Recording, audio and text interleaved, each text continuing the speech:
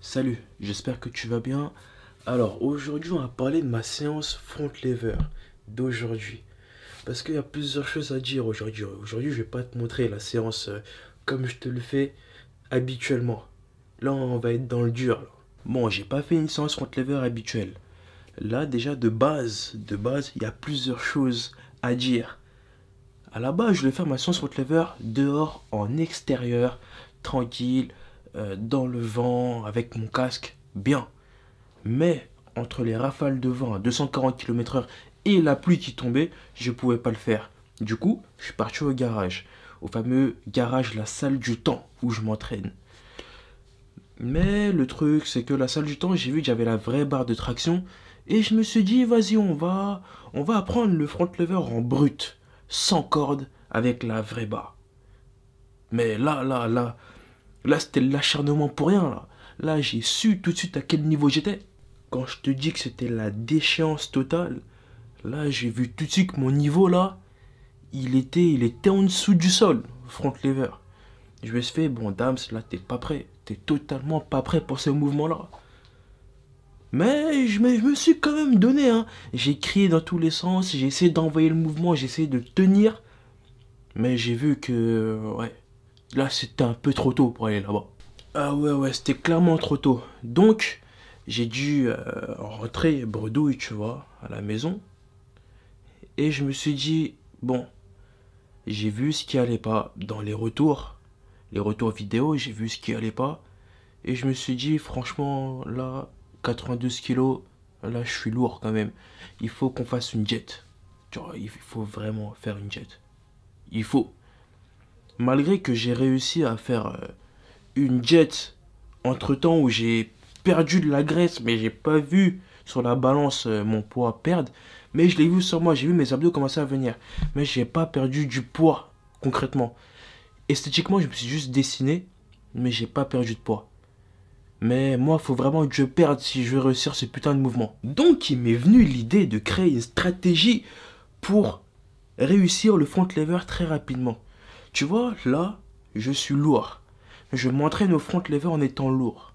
Tu vois, plus les jours passent et plus je fais une diète et plus je perds du poids, mieux je vais réussir le mouvement. Tu vois, c'est ce que j'ai fait pour le muscle up. Le muscle up, je l'ai appris en faisant une diète. Ça veut dire que je me suis entraîné en étant lourd et au fur et à mesure du temps que je perdais du poids, bah c'était plus facile. Et là, je vais faire pareil pour le front lever. Mais le truc, c'est qu'on a 2 mois là pour le mois de mars. Enfin, pour le salon du fitness. Parce que le salon, c'est vers le 18-20. Je pense que c'est 16, 17, 18. Je pense que c'est vers là, tu vois. Mais on a 2 mois. Et en 2 mois, il faut vraiment que je fasse les choses bien pour arriver à cet objectif-là. Faut savoir aussi que je m'entraîne beaucoup en off. C'est pas parce que, voilà, je le montre pas en vidéo que je m'entraîne pas. Des fois, ça m'arrive, je vois une petite vidéo sur internet, tu vois, avec la télé, je fous là-bas et je regarde la vidéo en maintenant le front lever. Bon, je regarde la vidéo en coupant toutes les 30 secondes, mais je m'entraîne quand même à que mon corps, tu vois, garde en mémoire ce mouvement-là. Mais là, ce que j'ai vu au garage aujourd'hui, là, j'ai vu, là, il a pas assez gardé en mémoire, là. Là, il a rien gardé en mémoire du tout. Là, il n'y a pas eu de mémoire, là. Donc, voilà un peu le plan, voilà un peu la stratégie que je vais mettre en place. Je vais aussi faire, on va dire, toutes les 2 semaines, parce que ça fait 2 semaines que j'ai commencé le front lever. Toutes les 2 semaines, je vais faire une séance au garage où j'aurai pas de corde, j'aurai rien, où je vais voir un peu où j'en suis. Des séances un peu d'acharnement comme j'ai fait aujourd'hui, parce que ça fait du bien. Ça permet de voir un peu où t'en es, voir si ton corps il garde un peu ce que t'as appris. Et comme ça va aussi me permettre de voir si je l'ai réellement ou pas. Parce que voilà, c'est pas en restant dans la chambre avec le petit truc à dips que je vais voir si j'ai le front lever.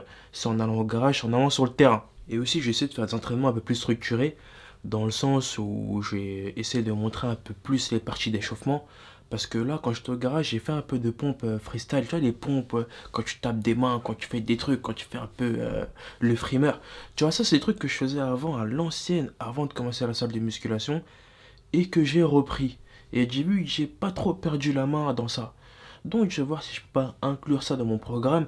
On va dire que ça va m'aider à être un peu plus vif. Ça va m'aider, on va dire, à bien m'échauffer encore plus pour le front lever. Donc et comme ça, plus tard, on pourra faire des pompes, on va sauter, on va faire tout ça. Bon, sur ce, moi je te laisse ici. Je me suis reposé un peu avant d'aller à la salle. Et là, on envoie une grosse séance pectoraux. Et demain matin ou demain où je me réveille, tu vois, peu importe, on va faire du front lever encore. On va l'envoyer ce mouvement, on va l'envoyer. Et là, on va faire une vraie séance cette fois-ci.